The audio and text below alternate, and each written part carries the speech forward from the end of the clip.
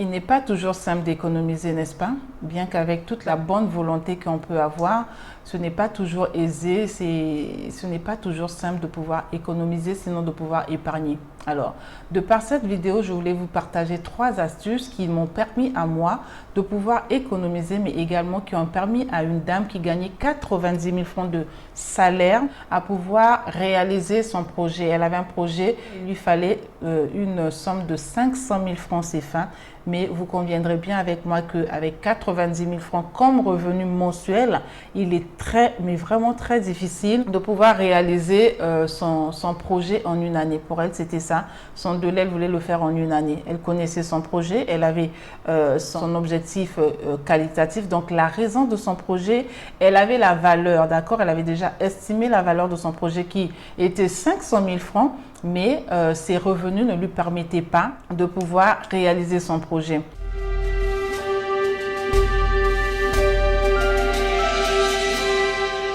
Alors, au début, comme le fait pratiquement tout le monde, et comme j'ai eu à le faire moi aussi dans le temps, elle avait mis en place une petite caisse d'épargne dans laquelle elle épargnait quand elle le pouvait, un tout petit peu d'argent. Mais arrivé à un certain moment, elle avait tout dépensé. Pourquoi?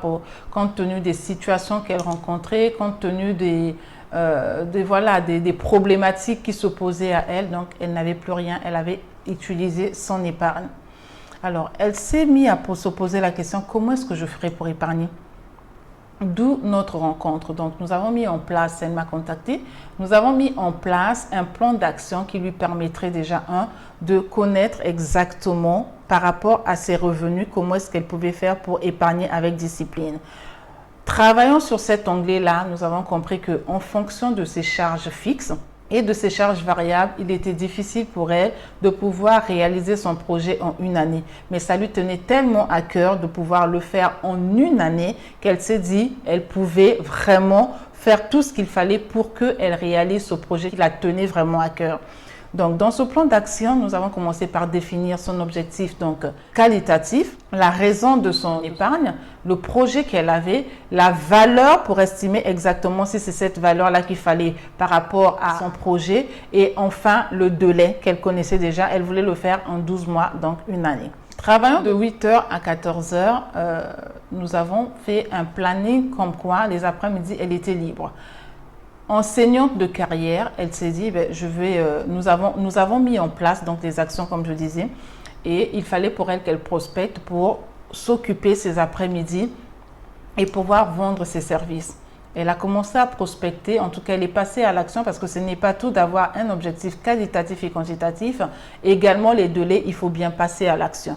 Donc elle est passée à l'action, elle a commencé à prospecter pour dans un premier temps, elle avait pu avoir 2 élèves qu'elle enseignait, donc elle était répétitrice. Elle faisait les cours de soutien à domicile, les cours de maintien pour aider ces 2 élèves-là. Elle facturait l'heure à 3 000, 3 500 par là, si je me souviens bien. Elle facturait l'heure à 3 000, 3 500 et donc ça lui faisait 1 heure par élève. Donc elle avait 2 heures dans la semaine qui lui faisaient 7 000 francs par élève. Donc elle gagnait 14 000 francs si mon compte est bon.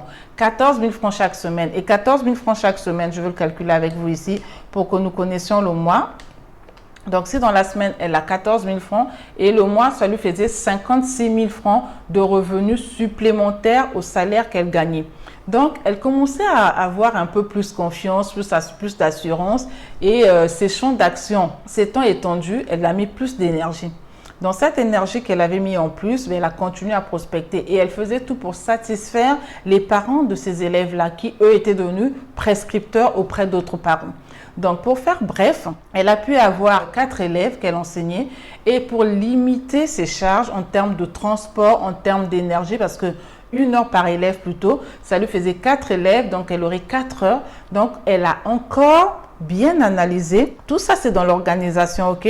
C'est vrai que nous parlons de l'épargne, mais j'en viens à quelque chose pour que vous compreniez que pour mettre en place une épargne, on a besoin déjà de s'organiser. Connaître son objectif qualitatif et quantitatif, c'est très bien. Les délais, c'est très bien, mais comment est-ce qu'on s'organise? C'est important de savoir s'organiser. Et donc, dans cette organisation-là, elle s'est dit, bon, plutôt que d'aller enseigner, ces 4 élèves, c'était de l'énergie, du temps, le transport, donc ça lui coûtait quand même de la charge, d'accord, ce n'était pas facile. Elle s'est concertée avec les parents d'élèves et donc finalement, elle les enseignait à la maison chez elle, à domicile.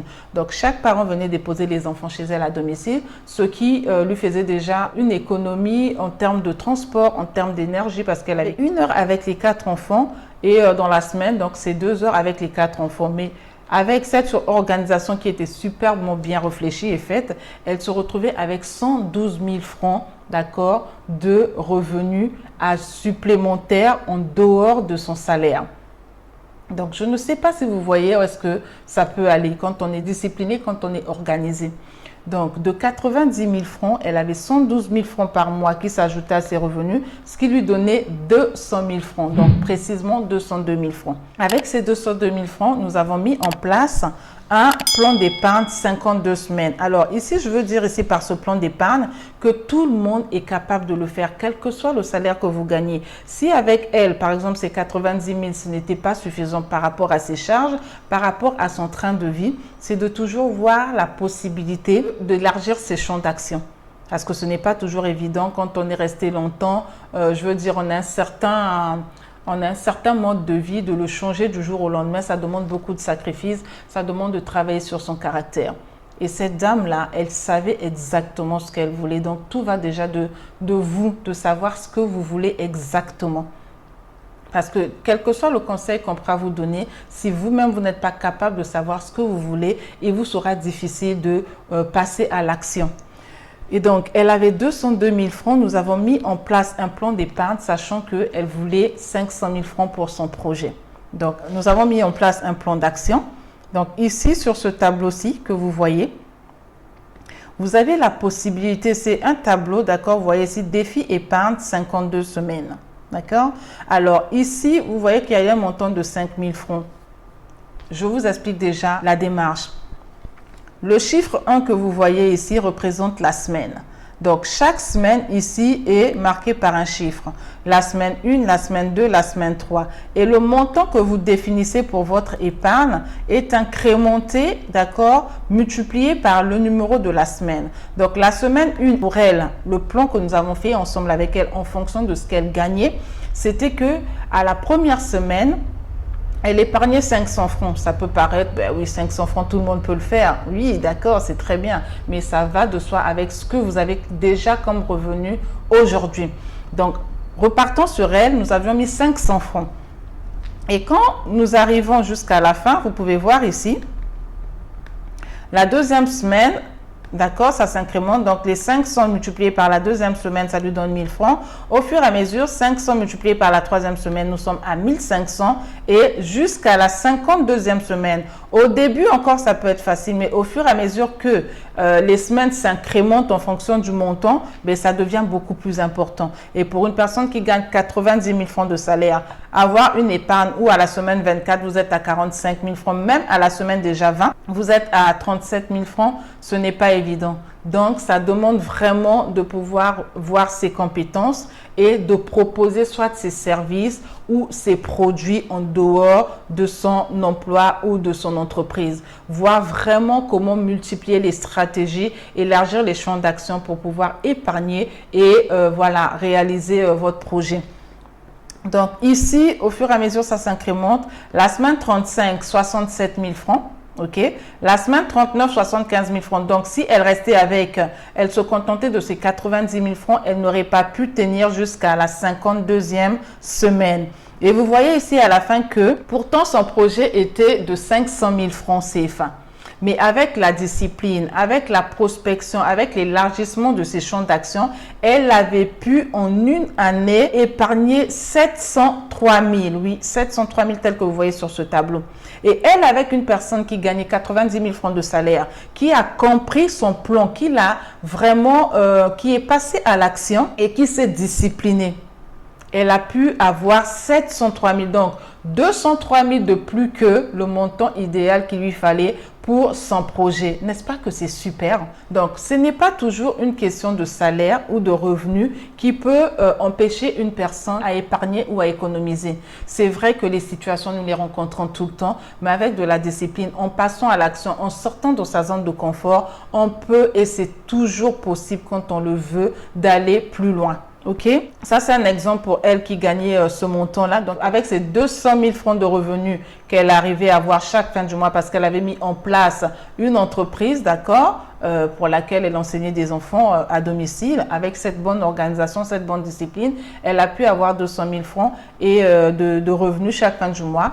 Épargner, respecter, discipliner dans son épargne, elle a réalisé 703 000 francs d'épargne l'année. Alors, pour vous qui gagnez plus que ça, ou peut-être moins que ça, on ne se met pas la corde au cou. C'est chacun selon ses revenus.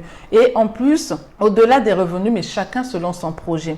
Alors, le projet ici, vous devez comprendre qu'il doit être un objectif plutôt smart. Savoir que le projet, on ne rêve pas. Tu as un projet, essaie de regarder d'abord à tes revenus, à tes actions, aux actions que tu mènes aujourd'hui par rapport au projet. Ne rêvons pas, voilà, que tu gagnes 1 million par mois entre les charges que tu as, entre ton train de vie, de rêver que dans 6 mois, tu vas acheter un jet privé. Non, il faut arrêter. D'accord? On va sur du réel. Alors, savoir définir ses objectifs SMART, c'est-à-dire que ça doit être spécifique, savoir c'est quoi la raison.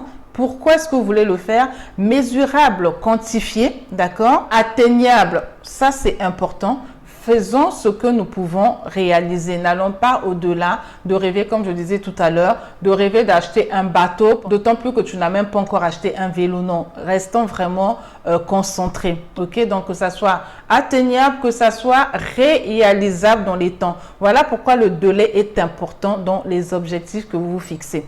Ok. Autrement, tu n'as pas d'objectif. Si tu n'as pas d'objectif, tu n'as pas de discipline, tu ne vois pas par rapport à ce que tu gagnes aujourd'hui, comment est-ce que tu peux épargner, il te sera difficile d'épargner. Il te sera vraiment difficile d'épargner. Donc, l'épargne, c'est quelque chose, c'est très bien, nous voulons tous le faire, mais ça requiert de connaître déjà aujourd'hui quelles sont les raisons pour lesquelles nous voulons épargner. Quel est notre objectif? Qu'est-ce que nous voulons faire avec? Quels sont les délais que nous nous donnons pour réaliser le projet que nous avons? C'est ça qui motive à pouvoir épargner. Ce tableau Excel, je vous le mettrai en tout cas pour ceux qui en auront besoin, je vous le mettrai en barre de description. Ça pourra vous aider. Donc, les formules sont déjà faites. C'est un tableau d'épargne 52 semaines. C'est un challenge vraiment que je vous invite à faire. Selon ce que vous gagnez, donc, selon vos revenus, ça vous aide, d'accord? Imaginez ici que je mette 2000. Vous verrez qu'à la 52e semaine, vous allez pouvoir économiser 2 800 000. N'est-ce pas que c'est beau? Pour une personne qui n'a jamais pu économiser ou qui a essayé, mais après est partie puiser pour encore l'utiliser, en mettant la discipline, en cherchant à élargir ses champs d'action, vous allez y arriver. J'ai pu le faire. Une personne qui gagnait 90 000 francs de salaire, 90 000 francs CFA de salaire, a pu le faire. Je sais que vous pouvez le faire. L'excuse, c'est souvent j'ai des charges et ceci, mais justement en fonction de votre projet, déjà d'avoir un projet, d'avoir un objectif, c'est important. Cela vous permettra de voir mais comment est-ce que je fais pour sortir de ma zone de confort. Donc, voilà ce que j'avais à vous partager au travers de cette vidéo. Vraiment, les trois astuces pour faire un résumé, c'est de connaître déjà vos compétences, de voir également les revenus que vous avez actuellement, d'accord? C'est ça qui va vous aider à définir comment est-ce que vous mettez en place un plan d'épargne, d'accord? Sur 52 semaines, sur une année. Nous sommes déjà au mois de mars, certes, mais vous pouvez toujours vous rattraper et commencer avec votre plan d'épargne. Voir effectivement comment est-ce que je passe à l'action, comment est-ce que je vais prospecter. Mais en prospectant, je dois convertir ces prospects en clients. D'accord? Donner du bon contenu si ce sont des services, vendre des bons services pour que je sois recommandé par d'autres personnes, vendre des bons produits pour que je sois recommandé par d'autres personnes parce que vous savez que tout client satisfait est toujours celui-là qui prescrit vos services ou vos produits à d'autres personnes qui vous recommandent.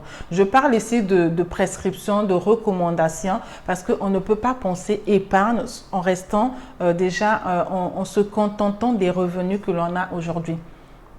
Ce n'est pas évident. Déjà, si on n'a pas pu le faire, Comment est-ce qu'on peut rêver, pouvoir changer du jour au lendemain et dire que je vais essayer? Non, vous allez tenter, vous n'allez pas pouvoir vous en sortir et ça va baisser votre énergie, ce qui ne sera pas bon pour vous, quoi. D'accord? Donc, nous travaillons pour pouvoir vivre une vie beaucoup plus, on va dire, épanouie demain. Donc, idéalement, nous n'aurons pas toujours la même énergie, nous n'aurons pas toujours la même force, le même dynamisme, les mêmes opportunités.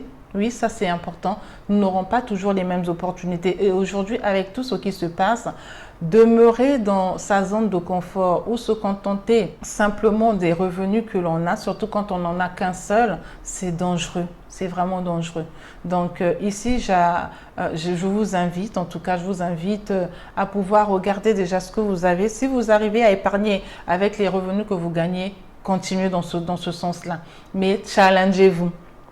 Challengez-vous et ça vous aidera. Si idéalement vous épargnez 1 million par exemple dans l'année, challengez-vous à dire que je vais faire cette année 2 millions, 3 millions, 4 millions au fur et à mesure pour que ça excelle. C'est toujours bien de pouvoir voilà, grimper les échelons, de pouvoir monter une marche après l'autre. C'est très important, c'est intéressant. Donc voilà, je vous remercie d'avoir suivi la vidéo jusqu'à la fin. Soyez généreux, partagez-la s'il vous plaît, j'y suis. Parce que beaucoup de personnes ont du mal, mais vraiment des difficultés à économiser. Mais sachez que épargner ou économiser ne requiert pas de votre bonne volonté. Au-delà de la bonne volonté, il y a des astuces. Au-delà de la bonne volonté, il y a la discipline. Au-delà de la bonne volonté, il y a une organisation qu'il faudra mettre en place. D'accord? Donc, savoir être organisé, avoir des bonnes astuces, les codes qu'il faut, mais surtout, passer à l'action. Ne vous dites pas que je vais épargner le mois prochain. Ce mois-ci, j'ai beaucoup de problèmes, j'attendrai le mois prochain. Non. Faites-le de façon disciplinée, de façon cohérente. C'est pour vous. D'accord? C'est pour vous, c'est pour le bien de votre famille. C'est, voilà, pour vous simplement. Pour vous simplement. OK? Donc, si vous avez besoin de ce tableau, si cette vidéo vous a parlé, si elle vous a aidé, en tout cas, j'aimerais savoir si, bien sûr, vous avez déjà un plan d'épargne, comment vous faites pour épargner. Ça pourrait aider les autres personnes de la communauté. Mais si vous ne l'avez pas encore fait, idéalement, commencez. Il n'est jamais trop tard. Commencez dès maintenant avec la somme qui vous paraîtra la plus simple, sans s'asphyxier. La somme qui vous paraîtra la plus simple. Et avec vos revenus, si vous n'arrivez pas, je me répète peut-être, mais c'est pour que vraiment ça rentre. Si vous n'arrivez pas, mais élargissez vos champs d'action. Et pour élargir vos champs d'action, vous devez connaître vos aptitudes, vos compétences, d'accord? Et ensuite, proposer des services ou des produits en fonction de ce que vous faites aujourd'hui. Alors, je vous dis à très bientôt pour une prochaine vidéo. Activez la cloche de notification et voilà, abonnez-vous massivement. Bye bye.